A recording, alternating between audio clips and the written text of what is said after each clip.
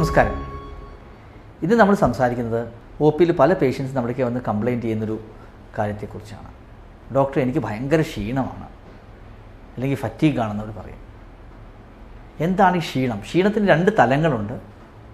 ഒന്ന് ഫിസിക്കലായിട്ടുള്ള ശാരീരികമായുള്ള തളർച്ച, രണ്ട് മാനസികമായ തളർച്ച.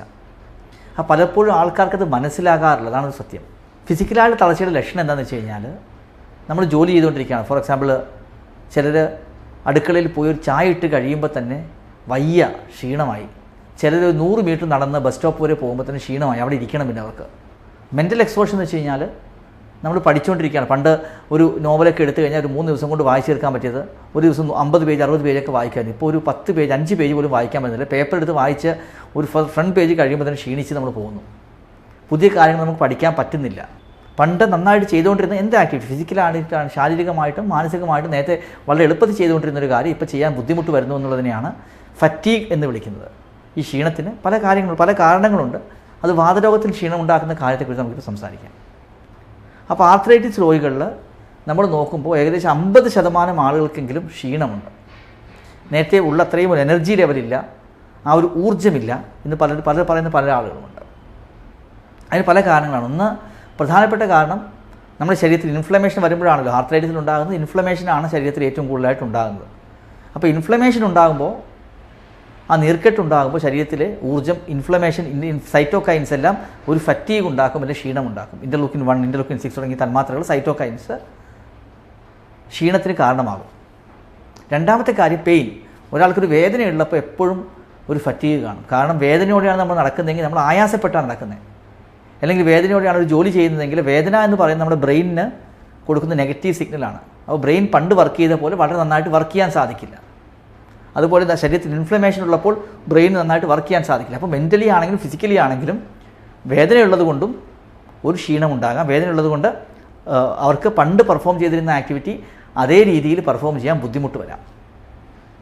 അതോടൊപ്പമുള്ള മൂന്നാമത്തെ ഒരു പ്രധാനപ്പെട്ട കാര്യം എന്ന് പറയുന്നത് ഉറക്കക്കുറവാണ്. ഫോർ എക്സാമ്പിൾ, നമ്മൾ കഴിഞ്ഞൊരു വീഡിയോയിലും ഇത് തന്നെയാണ് പറഞ്ഞത്.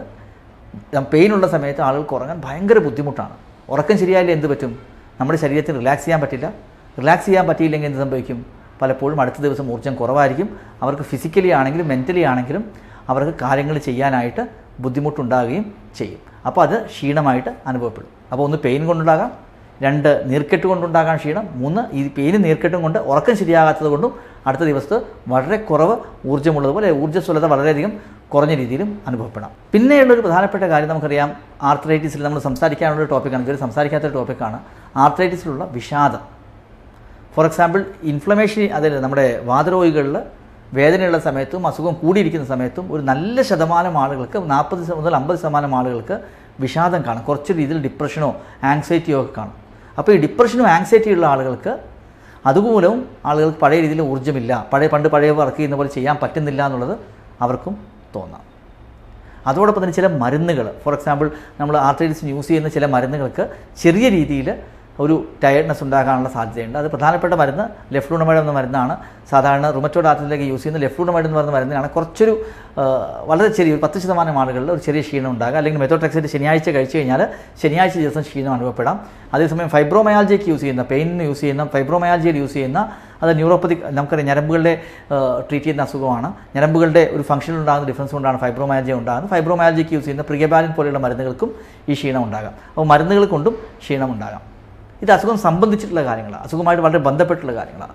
അസുഖമായിട്ട് ബന്ധപ്പെടാത്ത കാര്യങ്ങളെക്കുറിച്ച് സംസാരിക്കുകയാണെങ്കിൽ വൈറ്റമിൻ ഡി ഡെഫിഷ്യൻസി വളരെ കോമൺ ആണ്. വിറ്റമിൻ ഡി ഡെഫിഷ്യൻ്റ് ആയിട്ടുള്ള ആളുകളിൽ വിട്ടുമാറാത്ത ക്ഷീണം, പഴയ പോലെ ഊർജ്ജം കിട്ടുന്നില്ല എന്ന് പറയും. ഹീമോഗ്ലോബിൻ കുറയുക. ഫോർ എക്സാമ്പിൾ, ആർത്രൈറ്റിസ് ഉള്ളവരിൽ ഒരു 40-50% ആളുകൾക്ക് ഹീമോഗ്ലോബിൻ 10-ൽ താഴെ ആയിരിക്കും.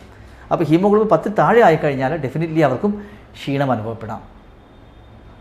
അതോടൊപ്പം തൈറോയ്ഡ് കുറഞ്ഞു നിന്നാൽ ക്ഷീണം അനുഭവപ്പെടാം. ഇതാണ് ഫറ്റീഗ് എന്ന് പറയുന്നത്, അല്ലെങ്കിൽ ക്ഷീണം എന്ന് പറയുന്നത്. അതുണ്ടെന്ന് മനസ്സിലാക്കുക എന്നുള്ളതാണ് ഒന്നാമത്തെ സ്റ്റെപ്പ്. രണ്ടാമത്തെ സ്റ്റെപ്പ് എന്താണ്? എന്തുകൊണ്ട് ഇതുണ്ടാകുന്നു? അത് പല ആളുകൾക്കും പല തരത്തിലാണ്. ഞാൻ തന്നെ ഇപ്പോൾ തന്നെ 10ഓളം കാര്യങ്ങൾ പറഞ്ഞു. നിങ്ങൾക്ക് ചിലപ്പോൾ ഫറ്റീഗ് ഉണ്ടാകുന്ന, അസുഖം കൺട്രോൾ ആകാത്തതുകൊണ്ടാകാം. അസുഖം കൺട്രോൾ ആകാത്തതുകൊണ്ട് വരും ശരീരത്തിൽ നീർക്കെട്ട് വരികയും വേദന ഉണ്ടാകുകയും ചെയ്യുന്നു. അങ്ങനെ വേദന ഉണ്ടായി കഴിയുമ്പോൾ ഉറക്കം കുറയാം, അല്ലെങ്കിൽ മനസ്സിന് ഭയങ്കരമായിട്ട് വിഷാദം ഉണ്ടാകാം. ഇതെല്ലാം കൊണ്ട് ഒരു തരത്തിൽ ക്ഷീണം ഉണ്ടാകാം. അതോടൊപ്പം തന്നെ ആർത്രൈറ്റിസ് രോഗികളുള്ള വാതരോഗികളുടെ വൈറ്റമിൻ ഡി കുറവുണ്ടാകാം, അല്ലെങ്കിൽ അനീമിയ ഉണ്ടാകാം, തൈറോയിഡിൻ്റെ പ്രശ്നം ഉണ്ടാകാം.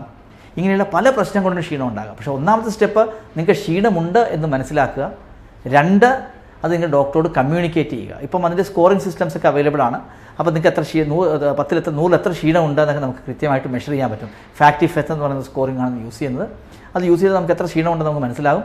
ആ ക്ഷീണം ഉണ്ടായിക്കഴിഞ്ഞാൽ ആ ക്ഷീണത്തിൽ നമുക്ക് എന്താണ് ചെയ്യേണ്ടതെന്നുള്ളത് അത് സെപ്പറേറ്റ് വീഡിയോയിൽ പറയാം.